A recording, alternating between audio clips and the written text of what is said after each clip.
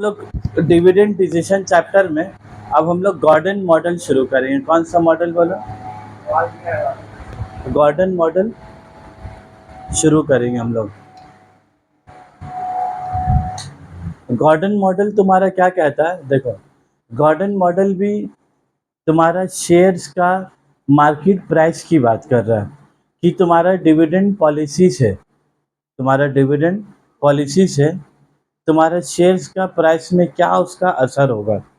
अगर डिविडेंड ज़्यादा देंगे, बहुत इंसान को क्या लगता है कि डिविडेंड अगर ज़्यादा देंगे तो शेयर होल्डर लोग खुश होगा, और शेयर होल्डर लोग खुश होगा तो मार्केट प्राइस बढ़ेगा।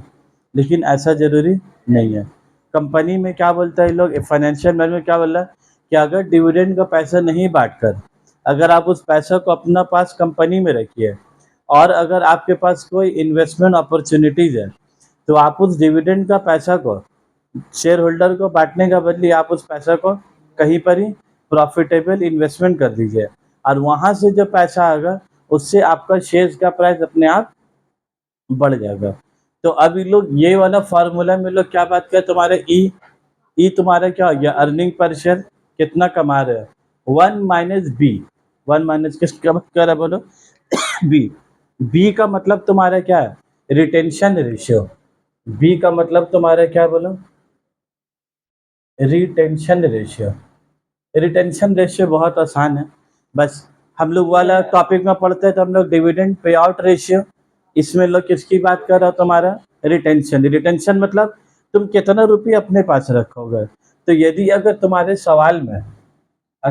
सवाल में डिविडेंड पे आउट रेशियो कितना रेशियो है, डिविडेंड पे आउट रेशियो अगर 40% है, डिविडेंड पे आउट रेशियो अगर 40% है तो तुम्हारा रिटेंशन रेशियो कितना आएगा? 1 माइनस 0.4। अगर 40% पैसा बांट दे रहे हैं डिविडेंड में तो 60% पैसा हम अपने पास रख रहे हैं। तो तुम अगर को फार्मूला नहीं भी लगाओगे 1 माइनस 0.4, तुम बाई लॉजिक भी डायरेक्ट कितना लिख सकते हो? 60%। 40% पैसा बांट रहे हो तो 60% पैसा हम लोग के पास बच रहा है। तो बस बुक में लोग खाली थोड़ा सा फार्मूला बना दिया, 1 माइनस 0.4 इक्वल टू 0.6। तो ये फिक्स मतलब फार्मूला है कहाँ? अरे 40% पैसा बांट रहे तो 60% पैसा मेरा पास रहेगा। अगर 70% पैसा बांटेंगे तो रिटेंशन है तो 1 माइनस 0.7 रहेगा। क्यों? पे आउट रेशियो तो सिचुएशन टू सिचुएशन तो क्या मतलब क्वेश्चन में दिया रहेगा डिविडेंड पे आउट रेशियो। तो यहाँ पर ही 1 माइनस बी, तो 1 माइनस बी का मतलब तुम्हारा कितना हो गया बोलो? 1 माइनस 0.6, 1 माइनस 0.6, तो 1 माइनस 0.6, तो इन शॉर्ट तुम्हारा क्या आ गया? E equal to 0.4। तो तुम जो कमाओगे उसमें से डिविडेंड के तौर पे बांट दोगे। उसके बाद वो लोग डिवाइडेड बाय क्या किया? के माइनस बी इंटू आर। के का मतलब क्या हो गया? Cost of capital. और आर का मतलब तुम्हारा क्या होता है? Return on investment. यदि तुम अगर उस पैसा को बांटते नहीं हो और उस पैसे को प्रॉफिटेबल इन्वेस्टमेंट में इन्वेस्टमेंट करते हो तो वहां से कुछ रुपया कमाओगे। तो वहां का रुपया कमाएंगे तो क्या बोलेंगे? आर। तो आर मान लो तुम्हारा 10% अगर है, कितना है बोला? 10%। 10% मतलब कितना हो गया? 0.1। 10% कितना? 0.1। तो लोग किसकी बात कर रहे हैं? B into R. B into R. B कितना है? 0.6, और आर कितना है तुम्हारा? 0.1। तो तुमको फिर क्या बनाना होगा ना? B into R 0.6 into 0.1। तो 0.6 इंटू 0.1 करो, कितना आ रहा है? 0.06। तो तुम ये वाला बी इंटू आर की जगह में क्या लिखोगे तुम? 0.06। एक्चुअली ये बी इंटू आर की मतलब क्या हुआ मालूम तुम लोग को? बी मतलब क्या हुआ? Retention ratio. और आर का मतलब क्या हुआ? Return on investment. तो जो तुम पैसा रिटेंशन मतलब डिविडेंड बांट के जो तुम्हारे पास पैसा है वो पैसा को तुम इन्वेस्टमेंट कर दिए, तो तुम्हारा कितना से ग्रोथ हो रहा? बोला 6% से। अगर तुम 60% पैसा को 10% इंटरेस्ट में लगा देते हो, 60% पैसा को 10%, 60% पैसा लगाएंगे तो कितना इनकम होगा? 10%। 60% पैसा लगाएंगे तो रिटर्न कितना है? 10%। तो 60% पैसा लगा के 10% कमा रहे, मतलब कितना कमा रहे? 6 रुपया। 60 रुपया लगा के और 10% कमा रहे, कितना कमा रहे? 6 रुपये। बस वही 6 रुपये का लोग क्या बोला? 0.06। ये कोई बी इंटू आर कुछ है नहीं है भाई। बी इंटू आर मतलब क्या हुआ? पैसा लगाया और लगाएंगे तो वहां से पैसा कमाएंगे। तो पैसा लगाया बी और जो मिलेगा कितना हो गया? आर। तो बी इंटू आर मतलब क्या हो गया? कितना पैसा तुमको मिलेगा। तो इसीलिए हम लोग बी इंटू आर की जगह में इसीलिए हम लोग बी इंटू आर की जगह में तुम्हारे क्या लिखते हैं? ग्रोथ। यही तो तुम्हारा क्या है? ग्रोथ है। तो ग्रोथ रेट तुम्हारा कितना है? 0.06। 0.06 का मतलब कितना तुम्हारा? 6%। ठीक है बात। तो ये कोई फार्मूला है नहीं, तुम आसान से समझोगे तो क्या समझ जाओ, कोई हाथी घोड़ा चीज नहीं है इसमें। उसके बाद ये लोग क्या बोला? एनालिसिस। एनालिसिस में क्या बोला? Where the return on investment is more than K. Cost of capital से तुम्हारा रिटर्न अगर ज़्यादा है तो तुम पैसा बांटना पसंद करोगे कि पैसा कहीं इन्वेस्ट करना? इन्वेस्ट करना। जो बात पढ़े थे बस इसका इंग्लिश घुमा के बोला। तो यहाँ पर तुम रिटेंशन रेशियो किसकी बात कर रहे बोलो तो? Retention ratio.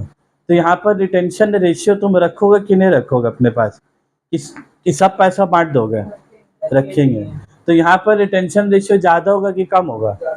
ज़्यादा होगा। तो बस वही बात बोला, dividend pay out ratio will be 0, that is increase the retention ratio. अगर डिविडेंड 0 हो जाएगा, डिविडेंड 0 मतलब 1 minus 0, 1 minus dividend pay out ratio अगर 0 हो गया तो 1 माइनस 0 कितना हो गया? 1। मतलब तुम पूरा 1 रुपये तुम क्या करोगे? पूरा लगा दोगे। पूरा 1 रुपया लगा के कितना रुपया कमा रहे? आर कितना तुम्हारा? 10%। 1 रुपया लगा के 10% कमाओगे, 10 पैसा कमाओगे। अब जितना रुपया लगाओगे उतना ज़्यादा पैसा कमाओगे। फिर बोल रहा है declining where R is less than K. तो आर अगर लेस देन के होगा तो ये जो रिटेंशन रेशियो की हम लोग बात करें बी की, तो रिटेंशन रेशियो हम लोग अपने पास ज़्यादा से ज़्यादा पैसा रखेगा कंपनी के कम से कम पैसा, कम से कम। तो अगर रिटेंशन रेशियो क्या होगा? कम। तो रिटेंशन रेशियो अगर कम होगा तो डिविडेंड पे आउट रेशियो क्या होगा? मेरे पास पैसा कम से कम कब होगा? जब हम जो प्रॉफिट कमाएंगे पैसों को डिविडेंड के तौर पे क्या करेंगे? बांट देंगे। डिविडेंड पे आउट ज़्यादा होगा और रिटेंशन रेशियो कम होगा। बस वही बात इन लोग लिखा, dividend pay out ratio will be 100%। पूरा 1 माइनस 1 कितना आ गया? 0 आ जाएगा। ये मतलब 1 dividend per that is decrease the retention. तो यहाँ पर अगर प्राइस कब बढ़ेगा? जब रिटेंशन रेशियो कम होगा। प्राइस मतलब इसकी बात कर रहा है, शेयर का प्राइस कब बढ़ेगा?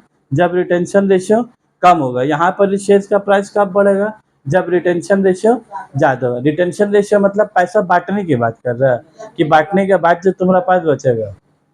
अरे जिसको हम लोग अकाउंट्स में रिजर्व एंड सरप्लस नहीं बोलते हैं भाई, बस उसी के लोग क्या बोल रहे हैं इधर? रिटेंशन रेशियो बक रहे हैं लोग।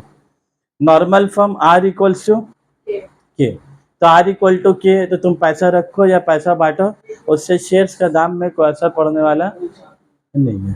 वही लगे dividend policy of the firm does not affect, क्या लिखा है बोलो? Dividend policy of the firm does not affect the value of the firm और market price of the share. उससे कोई फर्क पड़ने वाला नहीं है। मतलब तुम डिविडेंड पे आउट रेशियो तुम जो भी रखो, 40 रखो, 50 रखो, 60 रखो, ये 40 रखोगे तो आर बी कितना होगा? 60। अगर इसको 60% कर दोगे तो बी कितना आ जाएगा? 40। तो ये चेंज भी करोगे तो आर बी आर चेंज होगा, ग्रोथ भी चेंज होगा। तो बोल रहे लोग कुछ भी चेंज कर लो, प्राइस का आंसर तुम्हारा क्या आने वाला? सेम आने वाला। There is no optimum dividend policy in this case.